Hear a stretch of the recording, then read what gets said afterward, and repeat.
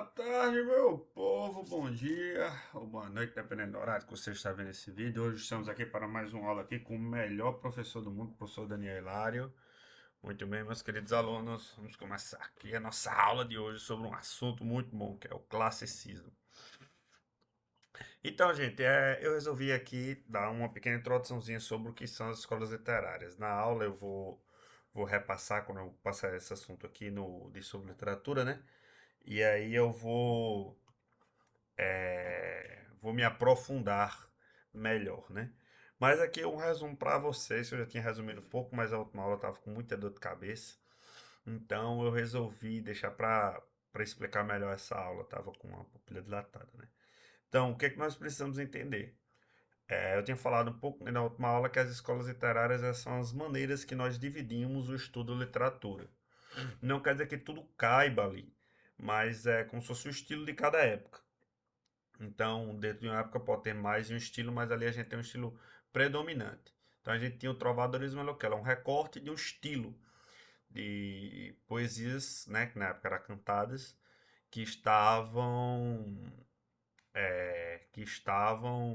sendo, né, feitas ali no século XII, século XI, pela Espanha e pela França, né? Ou pela Espanha e por Portugal, né? Logicamente, ali na época não existia exatamente esses países, né? Portugal acho que data de 1400 e alguma coisa.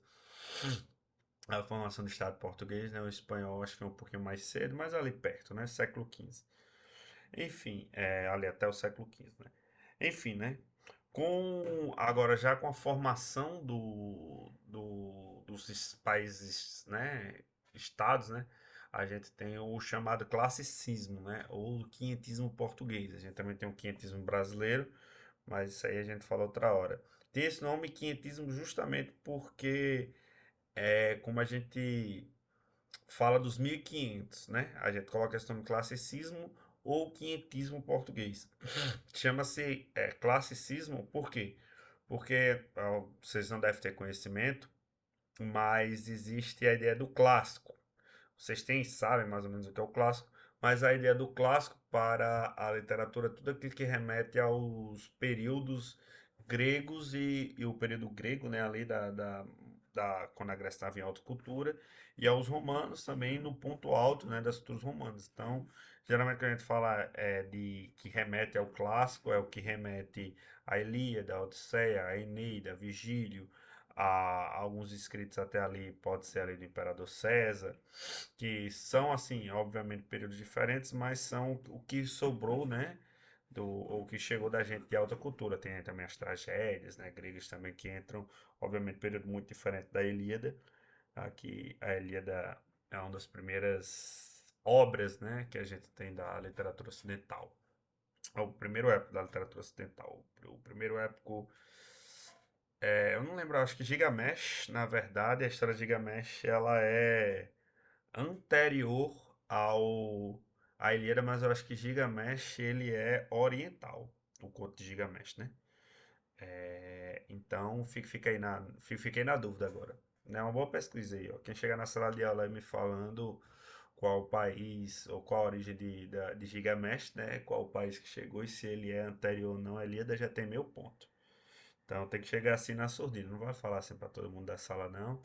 O primeiro vai ganhar meu ponto, né? O segundo a gente pensa. O terceiro já é fora de cogitação. É bem interessante até. Tem até uma animação que eu gosto muito chamada Fate que trabalha essa questão dos heróis. Aí tem o Gilgamesh lá, os personagens mais poderosos, né? Justamente porque ele é o primeiro herói, ele é o arquétipo do herói, né? Mas aí Fate, sua animação japonesa, ela trabalha heróis orientais e ocidentais. Então eu fico na dúvida, né? Também tem a Lenda para o Oeste, que é outro época também. E aí já entra no mundo chinês, aí eu já começo a me perder por ali, né? Foi até uma das inspirações de Dragon Ball, foi justamente a Jornada para o Oeste, né? Tem um filme também muito bom com Jack Chan e Jet Li. Enfim, tendo essas devagadas, o clássico é justamente isso, são os melhores períodos gregos e romanos ali, o que sobrou, né? O que é inspirado ali na alta cultura grega, ou pelo menos do imaginário coletivo ali da época do que seria a cultura grega e a cultura romana. Isso acontece porque depois dali a gente teve o período das Cruzadas e tal, a formação do Estado português, e aí várias obras começaram a cair ali entre os nobres e entre uma grande parcela entre essa, né, da galera, porque até quem lia era uma parcela pequena. Mas, os leitores começaram a ter acesso às obras gregas e romanas e começaram a querer reproduzir. Então a gente tem essa ideia na arte, a gente tem na arte como um toda, né? Não só aqui no, na literatura, que é um dos tipos de arte, né? Tô até devendo essa aula, doido para terminar logo esse assunto com vocês e poder entrar nesse assunto, né? Enfim, aqui a gente tem o classicismo. Classicismo justamente é o período literário, né, equivalente ao Renascimento na arte, né? Como eu falei aqui, o classicismo ou o Renascimento, né? A gente também pode chamar de quinhentismo. O Renascimento é um período que vai além das artes, né? Por sinal, na verdade, o Renascimento é mais abrangente até mesmo que a ideia de arte. Aí tem início aqui em 1526, com a chegada de Sá de Miranda a Portugal, após passar 6 anos na Itália, trazendo um novo conjunto de técnicas. Então, prestem atenção aqui nesse ponto. Quando a gente fala de Sá de Miranda, que chegou aqui e tal, então a gente coloca por 1526, todas essas datas elas são simbólicas. Já haviam outros poetas que faziam esse tipo de arte antes. Já haviam ali alguns vestígios, né? Mas como ele foi um grande poeta, né, que chegou com novas técnicas de poesia, novas formas de escrever poesias muitas vezes até que não precisava ali do trovador, que seriam realmente escritas apenas pela própria forma poética, né, que a gente tem começando a noção de poética separada de música, que eu acredito que só vai terminar mesmo no romantismo, essa separação por completa, isso aí eu não tenho certeza.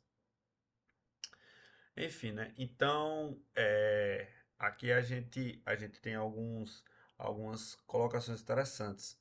Com quem foi Estado Miranda, né? Primeiro um português e Itália, onde começa ali o processo de renascimento, né? Vocês devem ter estudado, se não estudaram, vou estudar em História.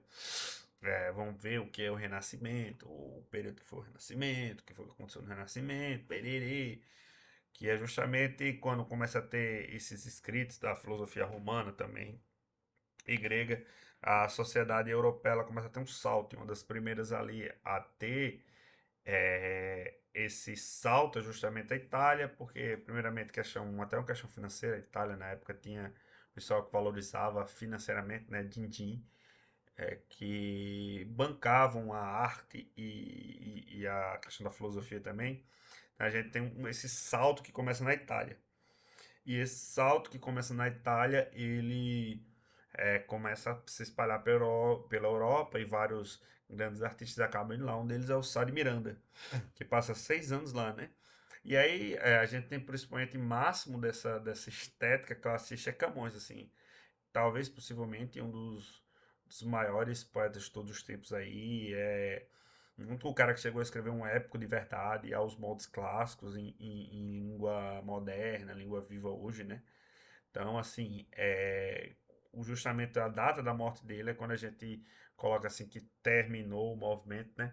Mas, assim, Camões ele é espetacular. Até hoje, seus poemas, para mim, é o que embasam a língua portuguesa, é uma das coisas mais sensacionais que a gente tem, assim, como escrita. Realmente, assim, era um cara, um gênio da poesia, um gênio da poesia como o Shakespeare era um gênio do teatro, tipo, ele era um gênio tão grande quanto, até maior na minha concepção, do que o Shakespeare.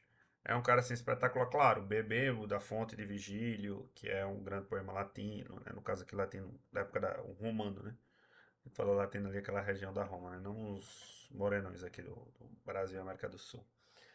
É, Então a gente tem muito dessa questão aqui do Camões ser o autor que, inclusive a língua portuguesa é inspirada na forma que Camões escrevia, né? Muitas das gramáticas da época, né, começaram a surgir, se baseavam em grandes poetas e a forma que esses grandes poetas escreviam, e Camões era um deles, né? Um cara assim, com certeza é top tier, da mais alta no mundo, do mundo todo. Não é só porque era a língua portuguesa, não. Era um cara fantástico. Claro, aqui no Brasil a gente também tem os nossos top tiers também, né? Augustus antes está aí, pra não me deixar mentir. É, Então, vamos lá, né? Passar o slide aqui. Vamos lá. Contexto histórico, né? Então aqui começa a surgir a burguesia, coloca aqui a ascensão da burguesia, mas é, a ascensão da burguesia aqui, o que é que tá errado aqui? Ascensão, não sei o que é que estava errado ali, não vi, mas já consertei. Enfim. Então, a ascensão da burguesia, né? Então, a burguesia começa aqui a ter algum valor, começa a ter trocas, e aí comércio, né? Vocês devem ter estudado essa história, tem todo aquele comércio com as Índias, e a burguesia começa a ganhar din-din, à medida que ainda existia uma, um poder da nobreza ali, mas a nobreza começa a perder um pouco de valor quando começa a ter o poder concentrado na mão do rei, né? Então, como o rei centralizava muito poder, o resto da nobreza perdia esse poder que antes era um pouco mais descentralizado. Até porque antes tinham mais reinados, né? Então, o grande rei começa a perder ali, começa a tirar o poder dos outros, do que seriam reis menores, e também, tipo, esses, agora que eram reis menores, se tornam nobrezas mais baixas, né, de classes mais baixas. Então isso começa a surgir ali, nesse contexto histórico, né, uma ascensão da burguesia, com a questão das trocas, né, do mercantilismo ali, o pré-globalização, né, a pré-globalização, com muitas trocas de comércio, coisa muito interessante. Se vocês vão ver essa parte de história, é surpreendente. Esse é um dos assuntos que eu mais gosto. A gente tem toda essa questão de, caraca, comércio e iguarias, deu muito dinheiro a Portugal. Aí, pronto, que Portugal nem tava nem aí pro Brasil, justamente porque Portugal ganhava muito dinheiro com esse comércio e iguarias. Então não valia a pena, tanto a pena, trazer excursões para cá, né? Porque aqui você tá ali no comércio, você tem que pensar onde é que você vai centrar seus recursos. Aí a gente tem a centralização do poder, a gente tem as grandes navegações, né? O Brasil foi descoberto nesse período aqui.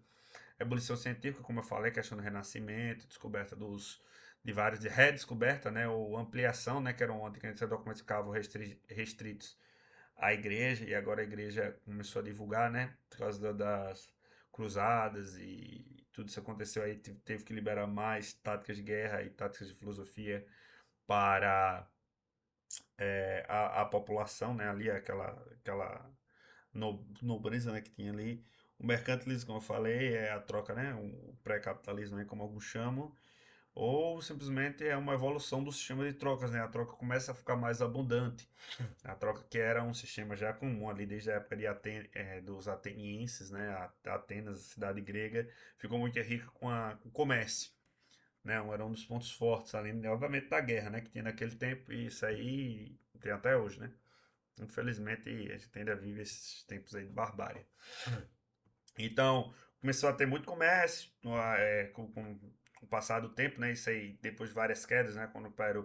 Quando a Grécia começou a cair com guerras entre si e veio a Roma, conquistou ali a parte da Grécia e a Roma se tornou um grande império, né? Antes de Alexandre o Grande, na verdade, não dominou a Roma.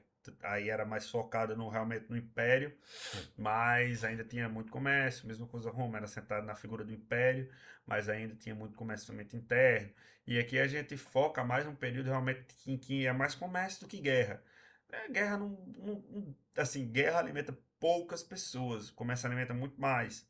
Agora, quando a guerra geralmente ela alimenta pessoas muito poderosas. Então, é por isso que a gente tem guerra hoje. A guerra é uma merda para o Estado. Desculpa aqui, palavrão, mas é isso que é, para o Estado em geral e para as pessoas que estão nele, até normalmente as empresas. Então, Portugal sacou isso e falou, cara, guerrear não, meu irmão, quero aqui é ganhar din-din trocando.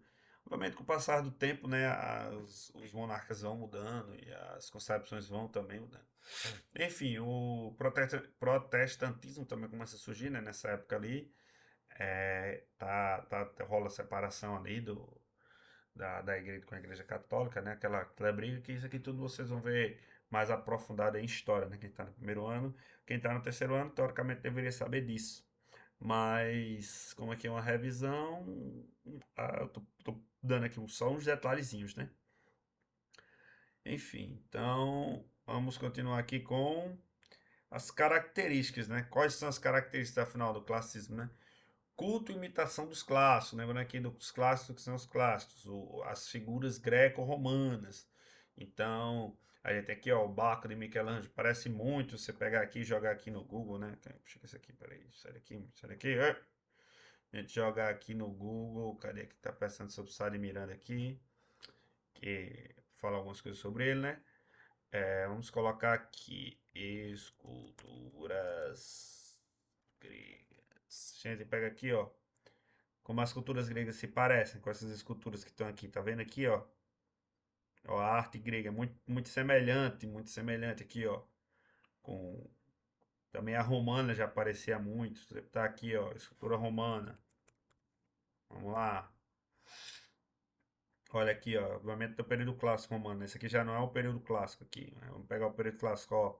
Muita semelhança e tal. Então aqui a gente tem, né, toda essa questão do. Peraí, aqui. A gente tem toda essa questão da semelhança, né, como eles copiavam mesmo. Mitologia greco-latina, né, claro. Pra você buscava aqui, ó, Baco. Quem era Baco? Baco era o deus do vinho e das putarias. O bicho era praticamente a Anitta e da bebedeira, né? Era praticamente a Anitta do tempo dele. Ele era endeusado pelo pessoal, tinha vários cultos, que as pessoas bebiam muito, se drogavam e faziam sexo loucamente em homenagem a ele, e tinham as bacantes, ou seja, é praticamente a Anitta. Mesma coisa, diferença muito pouco. A gente tem também aqui, ó, racionalismo, já, sim, mitologia greco-latina já falei, né? Eles vão procurar aqui trazer elementos da cultura grega, até porque eles se inspiravam muito nos muitos poetas clássicos. O maior deles é o próprio Vigílio, né? Que era é o maior poeta romano de todos os tempos, e Homero também, que é o maior poeta grego de todos os tempos. Racionalismo, né? Aquela ideia de ser mais racional. A gente tem a parte emotiva, mas você é assim, quando você pegava o trovadorismo era muito aquele negócio desproporcional. Aqui a gente tem um pouco mais de ter um estilo mais fixo, de procurar melhor uma métrica que era muito focado na ideia de música. O trovadorismo aqui não, aqui já é mais focado realmente na palavra. Aqui tem o doce estilo novo, né, que é o doce estilo novo. Então eles começaram a mudar as fórmulas que tinha no trovadorismo, né, que eram fórmulas mais apegadas ao acompanhamento ali do realmente do violão, né, que não é o violão lá, não, mas eu esqueci o nome do violão o violão instrumento de corda que os trovadores usavam, meu Deus do céu. É a idade, gente, é a idade. É, Então aqui a gente sim, doce estilo novo, né? Que é justamente esses novas métricas, como a redondilha menor, a redondilha maior, que eram começam a ser deixadas para o passado e começam a vir os sonetos, né? Então começa a ter essa transição, sonetos e outras formas que começam a surgir nesse tempo, né? A redondilha maior, a redondilha menor, para quem não sabe, eu vou falar isso um pouquinho já já, mas já adiantando, são poemas que têm 5 e 7 sílabas poéticas, né? Enquanto o soneto já tem 10 sílabas poéticas, normalmente é bem fixo em forma. Então, quatro versos, 3 versos e 3 versos. São 4 estrofes, né? Em que as duas primeiras têm 4 e as duas últimas têm 3. Vou falar isso também um pouco já agora na aula não, né? Nessa continuação de aula, né? Quando eu for pegar a análise de poemas. E vou também falar sobre alguns elementos básicos da poesia, né? Então já vou unir uma coisa na outra. Então aqui a gente tem todos esses elementos, né? De, que juntos vão formar, né? O classicismo, né? Obviamente, nem todos os poemas vão ter tudo isso, né? Aqui, linguagem erudita, não precisa explicar, né? Que é justamente mais. É só. Quer dizer que eles procuravam palavras mais rebuscadas, palavras que não eram utilizadas tanto pela plebe, né? Por assim dizer. E antropocentrismo é a figura do homem no centro, né? Das obras de arte. Então aqui a gente tem a figura realmente mais do homem do que de Deus. Antes do Renascimento ali, a gente tem muito. As obras inspiradas eram focadas na figura de Deus, ou nos deuses, realmente no Deus católico, no caso, né? E eram figuras mais a anjos, e aqui a gente tem muitos corpos mais desenhados, né? Quando a gente segue a figura de um Deus, é um Deus semelhante, muito mais semelhante ao homem propriamente dito. Então, aqui a gente começa a surgir o homem mais no centro, né, da figura social do que o Deus, né? Então, vamos continuar aqui. Tem quanto tempo de aula? 20 minutos. 20 minutos. Aqui eu vou, como a minha última aula foi mais Foi mais fraquinha, essa aqui eu vou dar mais reforçada. Alguns desses elementos eu vou revisar com vocês em sala de aula, então não precisa ter esse estresse de, ai meu Deus, vou ter que decorar tudo. Não, vou trazer mais poemas em sala de aula, a gente vai analisar mais poemas em sala de aula, e aí eu vou revisar esses elementos aqui que a gente está debatendo em sala, né? Mesmo para o terceiro ano, eu quero dar uma revisada em alguns desses elementos. Obviamente, o que eu vou levar ali 2 aulas para o primeiro ano, no terceiro ano eu quero fazer em uma, porque a gente tem que se centrar mais em redação nos terceiros anos. Enfim, aqui a gente tem um poeminha, né, do Sade Miranda. Vamos fechar isso aqui, né? Fechar esse Chubis também, pronto. Fechar esse aqui, mas fechar esse aqui segunda também. Essa aqui eu deixei. Então vamos lá, esse aqui eu Me Amo ao Contrário, né? Tinha uma canção também que era muito parecida com essa aqui, que era Eu Não Me Aguento Mais, era um negócio assim, eu não lembro. Mas é basicamente isso, né? É uma trova, né? Como vocês veem aqui, isso aqui são os poemas do classicismo, né? Assim, ou do mesmo sendo de Sá de Miranda aqui, ó. É um poema um pouco mais antigo. Depois eu vou pegar um poema mais novo, aqui revisando algumas coisas, né? A, a ideia aqui é justamente comparar, né, a redondilha, né, que é a medida velha, que são 7 ou 5, né, sílabas poéticas. Sílabas poéticas são semelhantes a sílabas normais, como a gente conta, né? Sempre tem algumas diferenças. As vogais se ligam e a gente termina na última sílaba forte. Então, comigo me desavim. Então a gente pode anotar aqui, ó. Uma, duas, três, quatro, cinco, seis, sete. Enquanto aqui a gente já pode notar do lado que tem 10, né? Que seria a nova medida, né? Que é o verso decassílabo, né? Que isso aqui é um soneto, como eu falei, ó. Quatro versos, 3 versos e 3 versos. Lembrando aqui algumas definições para vocês retomarem aqui, que eu até vou retomar esse sala de aula, mas seria bom se quem quiser até anotar. O verso ela é a linha do poema. Então, ele termina quando o poeta acha agradável, né? Geralmente existe uma métrica, como eu falei, termina 7 sílabas poéticas, passa para outra. Termina 7 sílabas poéticas, passa para outra. Servia para meter o ritmo e a rima dos poemas. Entenderam? Então, vou ler aqui o poema ou sobre essa questão, né? Aí, comigo me desaviem. Sou posto em todo perigo, não posso viver comigo, nem posso fugir de mim. Ai, com dor da gente fugia antes que assim crescesse. Agora já fugiria de mim se me pudesse. Que meu espero ou que fim do vão do trabalho que sigo, pois trago a mim comigo, tamanho inimigo de mim. Aqui ele está falando, né, que ele é o inimigo dele, né, ali, ele se odeia e ele se desaviou dele mesmo, né? O que seria isso? Ele ficou com raiva dele mesmo. Continua aqui, um poema bem engraçado, né? Assim, tipo, realmente se o cara aqui não gosta, tipo, lembrei, era Tiririca que falava um negócio assim, queria fugir de mim, mas aonde eu ia, eu estava lá. Era basicamente isso aqui que ele tá falando, é a mesma coisa desse poema aqui. Mesma coisa que Tiririca falou, resumido, é a mesma questão. Enfim, aqui temos os exemplos de versos decassílabos, né? Que são aqui, ó, 10, né? Um, 2, 3, 4, 5. Ó, você vê aqui, ó, a junção, né? Das duas vogais. 5, 6, 7, 8, 9, 10. E aqui a gente vê que termina na sílaba mais forte, né? Doce men. Men é a sílaba mais forte. Fique tranquilo aí que isso não é tão necessário, mas eu vou dar uma revisada isso em sala de aula e tal. Aqui a ideia é mais a gente entender o classicismo e já dar essa introdução a vocês desses elementos poéticos que existem, né? Então aqui vocês notam que existe até obviamente, esse aqui é de Camões. Camões ele é mais velho que o Sá de Miranda, e aqui é o Sá de Miranda provavelmente antes de até ir para a Itália, talvez, né? Então aqui ele escreve mais ou menos, até pelo nome Trova, né? Ele escreve muito aos modos do trovadorismo, né? Obviamente há um trovadorismo do final, né? Ali, 1480, alguma coisa do tipo. 1450 e tal. Então, vamos lá ver aqui o Eu Cantarei de Amor Tão Docemente do de Camões, né? De Camões mesmo? Luiz Vaz de Camões, exatamente. Eu cantarei de amor tão docemente, por uns termos em si tão concertados, que 2000 acidentes namorados faça sentir ao peito que não sente.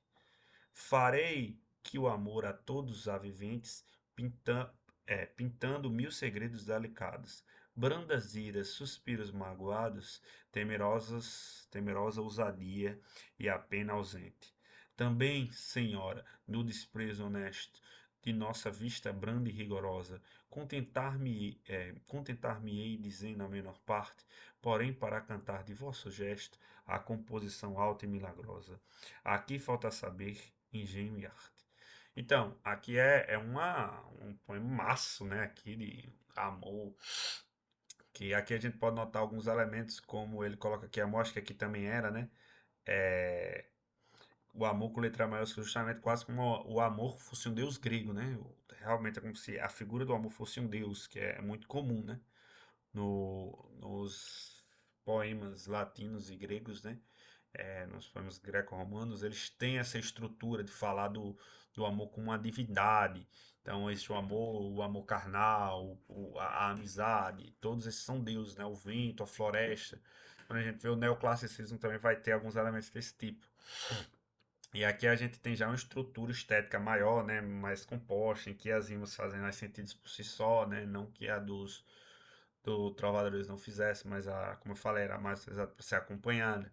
Então, um poema aqui é fantástico, né? Que também tem um sistema de rimas que fazem um soneto que eu vou deixar para falar, acredito eu, na sala mesmo, né?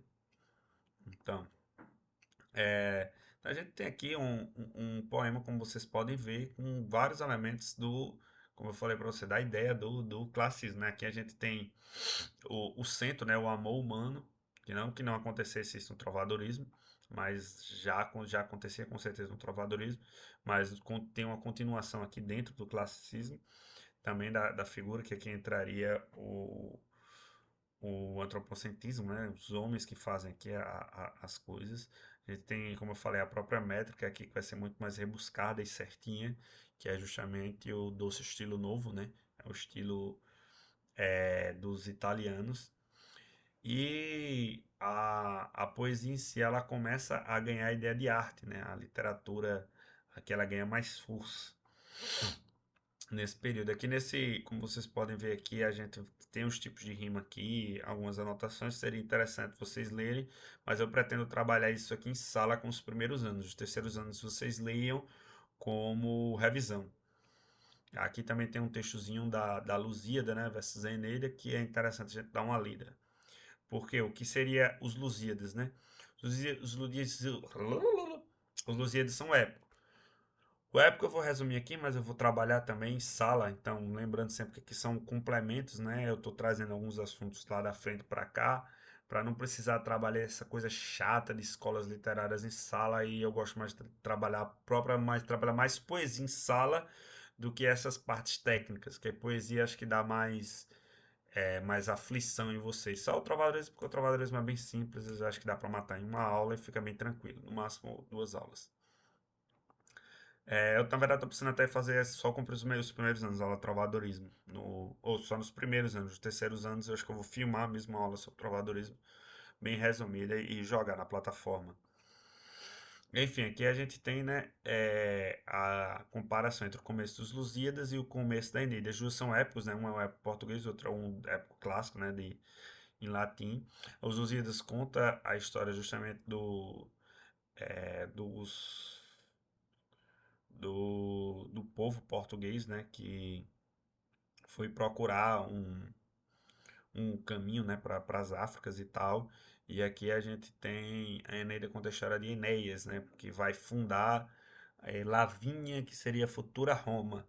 Então, ambos, enquanto um exalta o povo, né, de forma direta, né, queriam aqui o, realmente os varões, né, os barões aqui, ó, o contra o outro, ele vai realmente a figura do herói principal, Aqui a gente tem uma questão de evoluir evolui já esse época mais moderno para todo o Estado português, né? Aqui são aqueles que descobriram.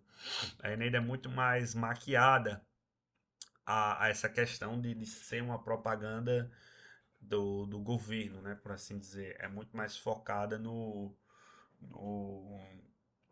como é que se diz? É muito mais focada na figura do Enéas, que era uma figura já grega, por que pareça, e aqui é como se fosse uma ligação, né? É quase uma continuação da Ilíada, na verdade.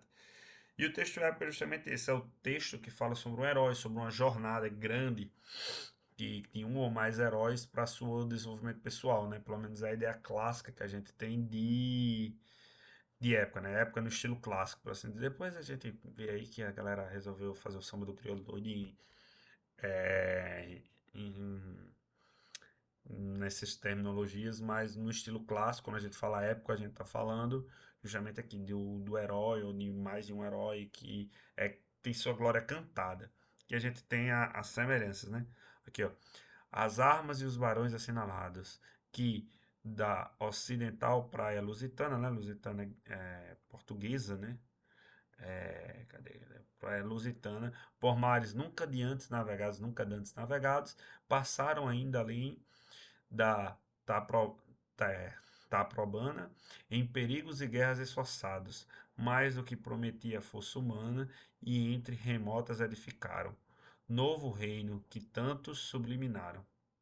E também memórias gloriosas daqueles reis que foram diltando a fé, o império e as terras viciosas da África e da Ásia andaram devastando. E aqueles, por obras valorosas, se vão da lei e morte libertando. Cantando, espalharei por toda parte, se tanto me ajudar o engenho e arte. Aqui a gente vê, né, que inclusive, ele nem fala o herói principal, que é o Vasco da Gama, né? Ele nem cita aqui, né? Ele dá realmente ideia ao povo, aos navegadores que passaram por em umas aventuras, né? Aqui, ó, mas vocês vão ver que é muito semelhante. Olha como é semelhante. Eu canto as armas e o varão ilustre, que foi muito parecido, né? Eu amo as armas e os varões assinalados, né? Aqui até uma questão de tradução, você trocar barões por varão, é a mesma coisa, a mesma palavra que vem do latim. Então, igual a Eneida foi escrita em latim, né? Então, aqui é uma questão de tradução para ser barão aqui, ou sou varão aqui, tanto faz. Então, começa muito parecido, né? Aqui foi primeiro que veio fugido do destino, acho que esse destino devia estar com letra maiúscula, mas eu sei porque não foi, das margens de Troia para a Itália e para os litorais da Lavínia. Muitas vezes aquele foi atormentado na terra e no mar, pelo poder dos deuses. Excitados pela ira cruel da Juno, sofreu também males na guerra, até que fundasse uma cidade e introduzisse os seus deuses no Lácio, donde procederam a raça latina e os antepassados, albanos e as muralhas poderosas da poderosa Roma. Então aqui, né, gente, 32 minutos de aula já, né? Aqui a gente tem essa semelhança do épico mesmo, né? Então a gente tem duas, praticamente assim, muito parecidas. A inspiração é clara no o próprio na próprias Lusíadas, os deuses romanos, né, eles se afeiçoam pelos portugueses porque, segundo a concepção lá criada por eles, né, como é que se diz? Os portugueses seriam os verdadeiros herdeiros do povo romano, eles que estariam destinados à glória. Então, é bem interessante que uma é o destino que tipo Portugal estaria destinado à glória, né? E aqui a Eneida a Roma também estaria destinada à glória porque é descendente de Troia, né? E aqui os portugueses estariam destinados à glória porque são descendentes de da própria Roma, né? Então aqui a gente tem um parênteses ali de pai, filho, avô, né? Como se fosse, né? Os herdeiros, né? Da cultura. É, então aqui a gente termina essa aula com essa comparação de que como é semelhante. Os dois épicos cantam histórias parecidas, cada um segundo sua perspectiva, como eu falei, ainda é forte a figura do herói individual na Eneida, até porque a Eneida se inspira muito na Ilíada, e tem muito essa questão do herói mesmo, na Ilíada e na Odisseia, né? A pessoa até fala que os 6 primeiros cantos da Eneida são Os 12 primeiros cantos, na verdade, são 24 cantos, se eu não me engano. Os 12 primeiros cantos da Eneida são Odisseia e os 12 últimos são a Ilíada. Não é bem assim, não, mas realmente tem uma semelhança, sim. É, esse filme aqui, a Ilíada, pra quem não sabe, é a Guerra de Troia. Tem um filme mais ou menos bom e tal, tem na Netflix aí, Troia, com Brad Pitt. Ele é um bom filme, mas o final é todo zicado e tem algumas diferenças entre o mito, mas dá pra você ter uma noção ali. Também tem uma série da BBC, que também tem umas coisas zicadas lá, mas dá pra você ali pegar mais ou menos a adaptação. Como a adaptação à série até acerta em alguns pontos mais, mas como filme não, como entretenimento, a série da BBC ela dá uns vacilos muito grandes. Enfim, então eu acho muito interessante vocês lerem, porque nossa cultura é baseada nisso aqui. Tipo, tudo que a gente tem hoje de literatura grande foi baseada nesse pessoal aqui, em Camões e em Vigílio, né, que escreveu a Eneida. E vários outros poemas que inspiraram quase toda a nossa tradição literária. Então, eu acho que. Então é isso, gente. Bom final de semana. Bom final de semana não. Bom final de semana não. Vou ver a maioria de vocês amanhã. Então, até mais, pessoal. Não esqueçam de estudar e leiam esse documento que eu vou colocar aqui, né? Vou colocar tanto esse dos poemas quanto o outro, principalmente aqui, pessoal, do terceiro ano, que esse assunto eu não vou explicar em sala. Teriam sílabas poéticas e etc. Não é algo que cai muito no Enem, né? Eu tô mais centrado no Enem e tal, e mesmo assim também não é tão utilizado na vida, não. Enfim, pessoal, tchau.